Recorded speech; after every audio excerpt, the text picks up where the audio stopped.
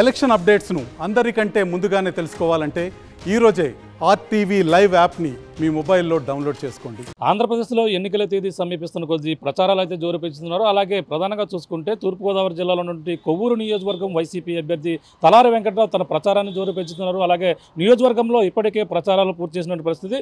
ప్రస్తుతం మాట్లాడే ప్రజ్ఞాతం ప్రచారం ఆదరణ ఏ విధంగా ఉంది ప్రజల్లో మాట్లాడే సార్ చెప్పండి. మీరు గోపాలపురం నుంచి ఇక్కడ కొవ్వూరు రావడం జరిగింది. ప్రజల నుండి స్పందన ఎలా ఉంది, ఏ విధంగా రిసీవ్ చేసుకుంటున్నారు? ఎందుకంటే అండి సుమారుగా రేపు 13వ తారీఖున ఎలక్షన్ మనకి. ప్రజలందరూ కూడా నేను కొత్తగా వచ్చినప్పటికీ మంచి స్పందన ఉంది. ఎందుకంటే గడిచిన 5 సంవత్సరాలు జగన్మోహన్ గారు చక్కని సుపరిపాలన చేశాడు. ఆయన కులం మతం పార్టీ సంబంధం లేకుండా ఎవరికి ఏ పథకం కావాలన్నా ఏది కావాలన్నా ఒక దేశంలో ఎక్కలేని వ్యవస్థ వాలంటీర్ వ్యవస్థ అందరికీ నేరుగా వచ్చేస్తుంది. ఇవాళ ఆయన గతంలో చేస్తాలేదు నమ్మకం ఉన్నప్పటికీ 150 మంది ఎమ్మెల్యే తగ్గించారు ఆ రోజులో. అంటే నేను చేస్తానని చెప్పాడు, అలాగే చంద్రబాబు చేస్తానని చెప్పాడు, కానీ చేసింది శూన్యం. కానీ ఇవాళ 5 సంవత్సరాలు చక్కని పరిపాలన చేసి ఆంధ్ర రాష్ట్రంలో దేశంలో ఎవరు చేయని విధంగా 4.5 లక్షల కోట్లు పేద ప్రజలకు అందరికీ డీబీటీ నాన్ డీబీటీ పంచిపెట్టాడు. అలాంటి ముఖ్యమంత్రి రెండోసారి ఉంటే బాగుంటుంది అనే ఉద్దేశంతో ఆయన ఆశపడుతున్నాడు. 175, 175 రాకూడదు అంటే ఏమీ లేము, 150 పెట్టి 24 మిగిలిన కానీ 24 ఇంత రాకూడదు అంటున్నాడు. దాన్ని మైనస్లు ప్లేస్లో ఉండొచ్చండి. కానీ అలాంటప్పుడు నన్ను కూడా ఇక్కడ పంపించి నన్ను ఇక్కడ తిరగమన్నప్పుడు నేను ఫస్ట్ నేను కొత్తగా వచ్చాను కానీ నేనేం చేయగలను అనుకున్నా. కానీ ఇవాళ చూస్తే ప్రజలు నాయకులు అందరూ కూడా నా మీద మంచి స్పందనతో వెంకటరావు గోపాలపురం బాగా చేసి ఇక్కడ మా చేస్తాడు అని కాన్ఫిడెన్స్ నా మీద ప్రజలందరూ మంచి అభిమానంతో ఉన్నారండి. అది ప్రధానంగా చూసుకుంటే కొత్త నియోజకవర్గం ఇక్కడ ప్రధానంగా ఎటువంటి సమస్యలు గుర్తించడం జరిగింది? రాబోయే ఇప్పుడు ఎన్నికల్లో ప్రజలకు ఏ విధమైన హామీతో మీరు ముందుకు వెళ్తాం జరుగుతుంది? ఏంటంటే ఇప్పుడు ఇక్కడ టౌను కొవ్వూరు టౌను 3 మండలాలు ఉన్నాయండి. టౌన్లో గోదావరి పక్కనే ఉంది కానీ వాటర్ సమస్య ఉంది. నేను గమనించండి, ఎందుకంటే వాటర్ సమస్య బాగుంది. ఆ సమస్యని నేను ఇంటింటికి తిరిగినప్పుడు నేను గోపాలపురంలో కూడా స్టేట్లో ఫస్ట్లో గడప చేయడం జరిగింది. అలాగే నాకు ప్రతి గడపకి వెళ్ళి సమస్య నేరుగా తెలుసుకోవాలి, సీఎం దగ్గరికి వెళ్ళి దానికి ఫండ్స్ తెచ్చుకోవాలని ఆతృత ఎప్పుడు పనిచేసి పరిస్థితి, ఎప్పుడు కూడా ప్రజల మధ్య ఉండాలని ఆతృత ఉంటాం. ఆ విషయంలో చూస్తే నేను 15వ వార్డులో అనుకుంటా, 15వ వార్డులో ఆ నీళ్లు పాపం అంత లేదండి. పక్కన గోదావరి చూస్తేనేమో ఒక 20 గజాల దూరంలో ఉంది, నీళ్ళు వాటర్ వస్తుందండి. ఏంటి సమస్య అంటే ఇక్కడ నీళ్లు రావండి. అంటే గతంలో దీనికి డైరెక్ట్ వాటర్ కనెక్షన్ ఇచ్చుకున్నారు కొంతమంది. వాళ్ళు మాకు దూరం వచ్చేసరికి ఇబ్బంది అయిపోతుందని అప్పుడు నేను కమిషనర్ గారిని అడిగా, ఏంటంటే ఏమంటే ఇక్కడ పంప్ హౌస్ నుంచి నీళ్ళు రావడానికి కొద్దిగా టైం ఇబ్బంది పడుతుందండి, దాన్ని రోడ్డు దాటి పెట్రోల్ బంక్ రోడ్డు దాటించాలంటే అప్పుడు ఇంకా ఎలక్షన్ కోడ్ లేదు కాబట్టి నేను మాట్లాడి దాన్ని ఎంతో 8 లక్షలకు దాన్ని మన యువతల నుంచి అవతలకే లేటెస్ట్ టెక్నాలజీ రంధ్రం తీసి నీళ్లు పై పంపి సిస్టమ్ పెట్టారు కదా, ఆ సిస్టమ్ ద్వారా సగం వర్క్ కంప్లీట్ చేశారు. అదే అయిపోయింది అనుకోండి, నాకు తెలిసినంత వరకు టౌన్లో వాటర్ సమస్య ఉండదు, అది కంప్లీట్ అయిపోతుంది. ధీమా ఏంటంటే ఇప్పుడు ఎలక్షన్ వరకు ఆగినా చేయనా కానీ ఎలక్షన్ మన మే ఎండింగ్ కల్లా దాన్ని క్లియర్ చేసేస్తాం, అప్పుడు నీటి సమస్య క్లియర్ అవుతుంది. అదేవిధంగా ఇక్కడ మా ముఖ్యమంత్రి గారికి వచ్చి డిగ్రీ కాలేజీ ఒకటి ఉంది, పక్కన ఉంది, డిగ్రీ కాలేజ్ సమస్య ఉంది. డిగ్రీ కాలేజ్ ఆల్రెడీ శాంక్షన్, దాన్ని కన్స్ట్రక్షన్ చేస్తే సరిపోతుంది.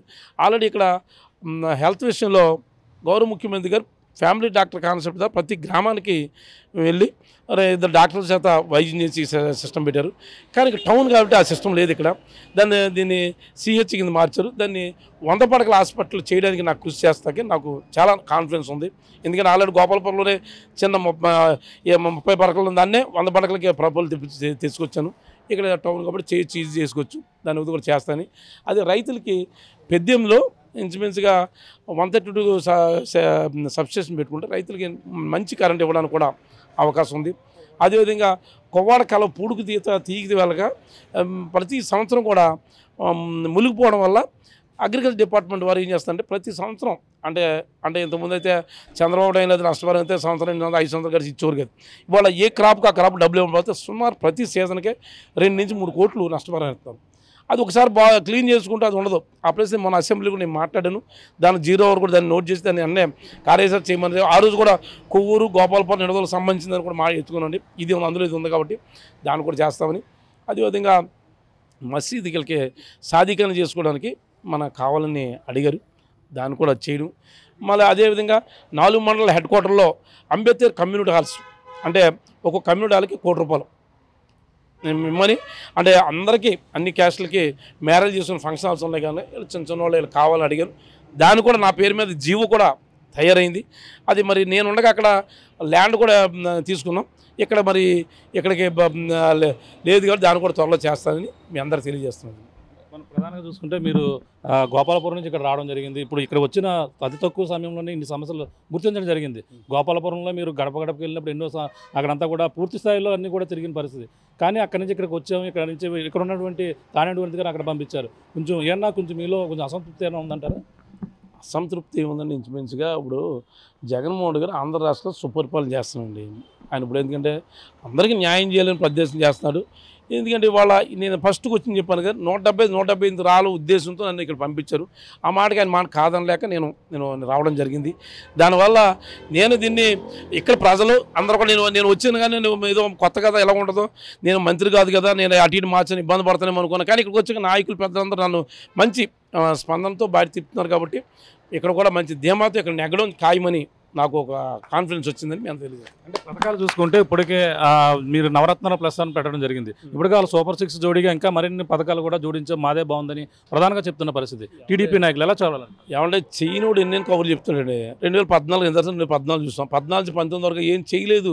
ఎందుకంటే జాబ్ కావాలంటే బాబు అన్నాడు, జాబు లేదు, ఏం లేదు, నిరుద్యోగులు 2000 అన్నాడు, అది లేదు, బ్యాంకులు పెట్టి బంగారు ఇంటికి వచ్చేద్దాడు, బ్యాసత మొత్తం రైతులకు మాఫీ అన్నాడు. ఇవి పథకాలని చెప్పారండి.